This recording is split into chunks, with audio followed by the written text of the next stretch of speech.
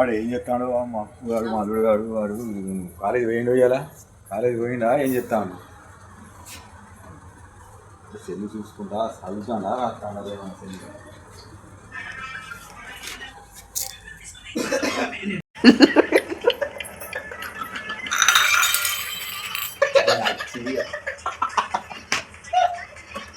నేను వచ్చి అర్ధగంట చూసుకుంటూ ఉంటాడు వాడు సంగతి చెప్తాడు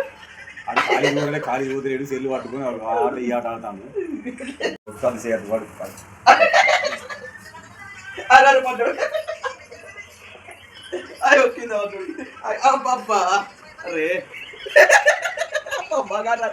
పడ్డరా అయ్యో అయ్యో అబ్బా పడ్డరా అర్రే అర్రే మళ్ళీ పడ్డాడు అర్రే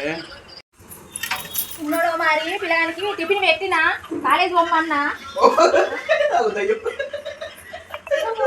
కాలేజ్ పోమని టిఫిన్ పెట్టి లాగాడ పెట్టినా నీవు కాలేజ్ పోక సెల్ పట్టుకొని ఆటలేదు నీ బ్లడ్ అయింది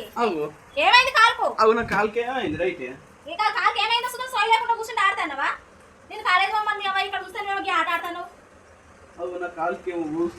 అయ్యో పిల్లగానికి బ్లడ్ లేదు పిల్లగానికి కాయలన్నా తీసుకొద్దాం పాపం రోజు చూసి చేసిపోతానని నేను మెల్లగట్ట బజార్ పోయి వస్తా పిల్లగా పో మరి స్కూల్కు కాలేజీకి అని పంపించిన టిఫిన్ పెట్టి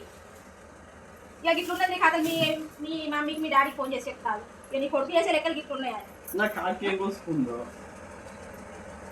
అసలు ఏం వస్తుంది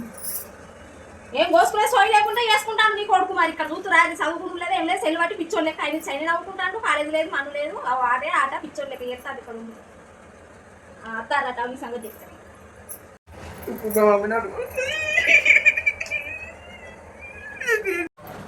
hi guys welcome to Kondil Arun channel